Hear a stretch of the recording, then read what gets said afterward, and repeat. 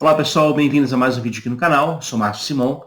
Hoje eu queria falar sobre um livro que reúne uma coletânea de textos, de contos, pequenos contos, trechos de peças de teatro, poemas, mas são todos textos que têm em comum um elemento do fantástico. Então é um texto de literatura fantástica, são textos de literatura fantástica. Estou me referindo aqui a uma antologia escolhida por 3 autores importantes. O nome aqui é Antologia da Literatura Fantástica, do Adolfo Bioy Casares, do Jorge Luiz Borges, um nome conhecido, e da Silvina Ocampo. São 3 autores, 3 amigos que, segundo o próprio texto diz, uma vez reunidos, decidem fazer uma coletânea, montar uma coletânea de textos que eles mais acham interessantes e mais gostam sobre o tema da literatura fantástica. E o resultado não poderia ser outro, senão uma coletânea de textos muito boa, muito agradável de ser lida. São vários autores citados aqui, alguns conhecidos, outros nem tanto, mas todos eles valem a pena ser conhecidos. Então, a primeira coisa do vídeo é recomendar esse livro. Vale a pena você procurá-lo. E de tantos textos que aqui estão contidos nessa coletânea, eu queria chamar a atenção para um pequeno conto chamado Um Teólogo na Morte, escrito por Emanuel Swedenborg, que é filósofo, cientista, pesquisador, autodidata e também teólogo. Ele viveu no século XVIII e escreveu muita coisa, tanto de teologia quanto de exegese bíblica, mas também textos de espiritualidade, textos vinculados ao universo fantástico também, à própria literatura fantástica. Enfim, é um autor que vale a pena ser conhecido pela sua riqueza de informações e de textos. Mas eu queria chamar a atenção então para esse conto específico. Esse conto fala de Philip Melanchthon. Para quem não conhece, Philip Melanchthon foi um grande amigo e companheiro de Martinho Lutero durante a Reforma Luterana. Na verdade, Melanchthon foi talvez o grande responsável por sistematizar a Reforma e dar a ela um caráter mais dogmático, digamos assim. Uma das coisas que se critica sobre Melanchthon, na verdade, o autor aqui critica no texto, é o fato de Melanchthon estar baseado muito mais na fé como caminho para a salvação, do que na própria caridade, no próprio amor, como caminho para a salvação. Então a perspectiva é, para salvar-se é necessária apenas a fé, e não a caridade. E o conto narra a seguinte história. Philip Melanchthon está morto. Mas como acontece com todos os recém-chegados a esse universo pós-morte, eles são colocados num espaço que reproduz a casa que eles tinham enquanto vivos. Então com os mesmos móveis, com as mesmas acomodações. E muitas vezes esses fantasmas não sabiam que estavam mortos e continuavam sua vida rotineira. E Melanchthon é um deles. Então ele está na sua casa no pós-morte, digamos assim, e ele continua escrevendo seus textos. E o autor diz o seguinte: quando Melanchthon acordou nesse domicílio, retomou suas tarefas literárias como se não fosse um cadáver, e escreveu durante alguns dias sobre a justificação pela fé. Como de hábito, não disse uma palavra sobre a caridade. Os anjos perceberam essa omissão e enviaram gente para questioná-lo. Melanchthon lhes disse: demonstrei irrefutavelmente que a alma pode prescindir da caridade e que para entrar no céu basta a fé. Dizia essas coisas com soberba, sem saber que já estava morto e que seu lugar não era o céu. E aí, quando os anjos escutam esse discurso e percebem que Melanchthon mantém-se firme na sua própria posição, na sua própria ortodoxia, eles o abandonam. E aos poucos, os móveis da sua casa, a aparência da sua casa vai se desbotando, as paredes vão descascando, a tinta vai desaparecendo, os móveis vão sumindo, e Melanchthon continua escrevendo, embora perceba que algo está errado. E como ele persistia na negação da caridade, Melanchthon é transferido para um outro espaço, um escritório subterrâneo, onde há outros teólogos como ele, também mortos, sem saberem. Melanchthon tenta rejeitar essa percepção, chegando à conclusão de que tudo era a sua própria imaginação que ele estava pregando peças. Então, ele continua de forma muito obstinada, escrevendo sobre o valor da fé em detrimento da caridade. Mas, por fim, diz o autor o seguinte: no entardecer sentiu frio. Então percorreu a casa e comprovou que os demais aposentos já não correspondiam aos da sua moradia na terra. Um deles continha instrumentos desconhecidos. Outro diminuíra tanto que era impossível entrar nele. Outro não havia mudado, mas suas janelas e portas davam para grandes dunas. O cômodo dos fundos estava cheio de pessoas que o adoravam e repetiam que nenhum teólogo era tão sábio como ele. Ele gostou dessa adoração, mas como algumas dessas pessoas não tinham o rosto e outras pareciam mortas, acabou por desprezá-las desconfiado. Então, resolveu escrever um elogio da caridade, mas as páginas que eram escritas hoje, amanhã pareciam apagadas. Isso aconteceu porque ele as compunha sem convicção. Nós temos aqui o retrato, então, de um teólogo ortodoxo, ciente de todas as questões de fé vinculadas à doutrina correta sobre Deus, mas sem amor. Mas embora ele perceba que algo está errado, ele não quer dar o braço a torcer de forma alguma. Ele, inclusive, recebe visitas de pessoas de fora que o acham um ilustre teólogo e querem ouvir as suas ideias. Ele continua, então, afirmando as suas mesmas questões, negando o valor da caridade, e para disfarçar o estado da casa em que ele está vivendo, né, o subterrâneo, ele faz um acordo com um dos bruxos que lá viviam para, com encantamentos, criar ilusões que pudessem enganar as pessoas. Mas assim que essas pessoas saíam, novamente aquele estado de putrefação da casa voltava, né, à tona, voltava a aparecer. E o texto termina dizendo o seguinte: as últimas notícias de Melanchthon dizem que o bruxo e um dos homens sem rosto o levaram para as dunas e que agora ele é uma espécie de servo dos demônios. Eu acho esse texto muito significativo e pequeno, mas muito importante no que ele propõe, que é uma leitura bem vinculada à perspectiva da própria teologia, da própria religião e da própria espiritualidade, que é a seguinte ideia: toda teologia que se desvincula da prática, da caridade, ou seja, do amor ao outro, ao mundo e a nós mesmos, ela se torna insípida, ela se torna uma armadilha, ela se torna um lugar temeroso, um lugar repleto de demônios e bruxos, como diz o texto.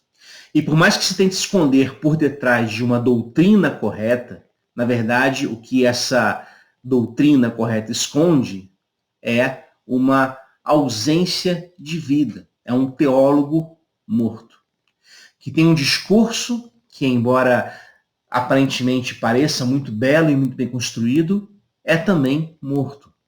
Não gera vida. Não é capaz de gerar vida no espaço onde está, e muito menos gerar vida para além desse espaço. É por isso que o Melanchthon, segundo essa narrativa, está preso na sua própria residência e não consegue fazer com que o seu discurso seja transformador da sua própria realidade. Ele é um teólogo morto. Por quê? Porque a sua teologia também é morta. E por que sua teologia é morta? Porque ele colocou como critério máximo de avaliação do seu próprio discurso a doutrina que ele defende, e nem tanto o cuidado e o amor com o outro. E toda vez que isso acontece, toda vez que a gente coloca uma doutrina acima do amor, uma doutrina acima da vida, nós estamos negando o amor e, em nome disso, nós estamos nos aprisionando num subterrâneo junto com demônios. É assim que a religião gera mal no mundo. Quando desvinculada da realidade do amor, apenas existe para servir a si mesma, ao seu próprio discurso, à sua própria doutrina, tida como absoluta, tida como unívoca, de um único sentido. Isso nada mais é do que fundamentalismo religioso, que acontece não longe de nós, acontece bem próximo de nós, hoje, no nosso país. São leituras fundamentalistas que elegem a lei acima do ser humano.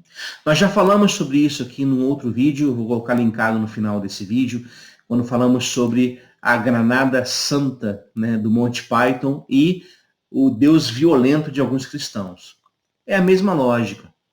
Estamos aqui nos referindo, por exemplo, a algo que acontece também na época do próprio Jesus de Nazaré. Afinal de contas, vamos lembrar que dentre tantos milagres que Jesus realiza, muitos deles são feitos no dia de sábado. E parece que Jesus faz de propósito, porque o dia de sábado na lógica judaica era para descanso. Mas um descanso que, na verdade, tornou-se um fardo para as pessoas. Se originalmente o sábado, o Shabat, era um dia de descanso para um povo que vinha escravizado do Egito, que não tinha descanso, trabalhava de sol a sol, então esse sábado é uma bênção, é uma pausa na vida. Agora, na época de Jesus, o sábado tornou-se um peso sobre as pessoas. Havia legislação proibindo pessoas, num sábado, de caminhar por um campo de trigo. Por quê? Porque se a roupa dessa pessoa esbarrasse numa espiga de trigo e ela caísse ao chão, essa pessoa era culpada de trabalhar no sábado. Mulheres eram aconselhadas a não olharem no espelho no dia de sábado, porque se elas vissem um fio de cabelo branco, poderiam se sentir tentadas a arrancá-lo, e isso era trabalho. Então perceba que é uma legislação que de algo que gerava um bem-estar, tornou-se agora um mal-estar, tornou-se agora um peso, como a gente falou antes, uma enorme sobrecarga na vida das pessoas. É por isso, aliás, que Jesus olha para essa multidão de pessoas sobrecarregadas por essa legislação farisaica dos doutores da lei, dos especialistas da religião na sua época, e diz a essa multidão: olha, venham até mim, porque vocês estão cansados, sobrecarregados, e em mim vocês vão encontrar descanso. E por que Jesus age assim? Porque ele entende que o sábado foi feito para o ser humano, e não o ser humano para o sábado. Troquemos aqui os títulos. A lei, a doutrina, o dogma, foi feito para o ser humano, e não o ser humano foi feito para a doutrina. Perceba a diferença?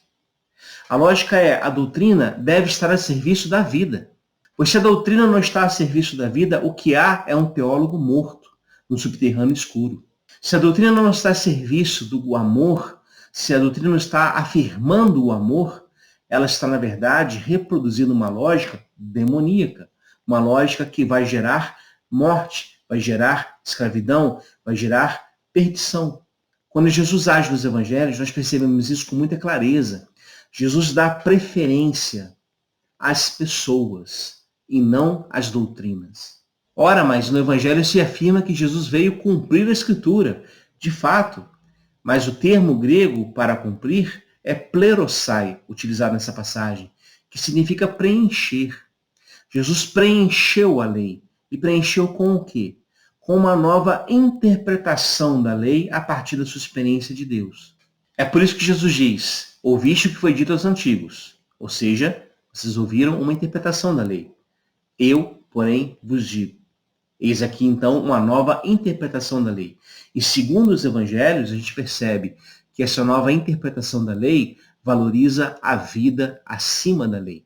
Aliás, é isso que causa muito ódio nesses teólogos mortos. Porque, segundo os evangelhos, todas as vezes que Jesus curava alguém no sábado ou libertava alguém no dia de sábado, diz o texto que esses teólogos, os escribas, os fariseus, os especialistas na lei, eles planejavam como matar Jesus.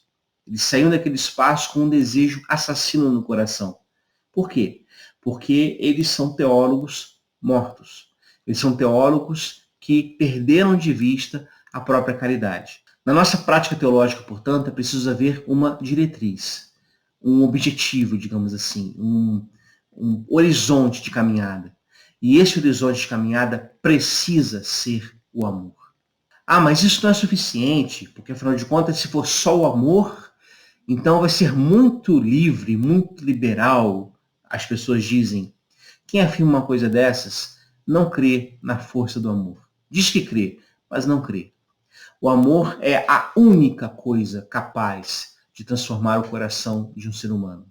É por isso que é a bondade de Deus que nos constrange e nos leva ao arrependimento. Perceba, não é a sua justiça, o seu juízo.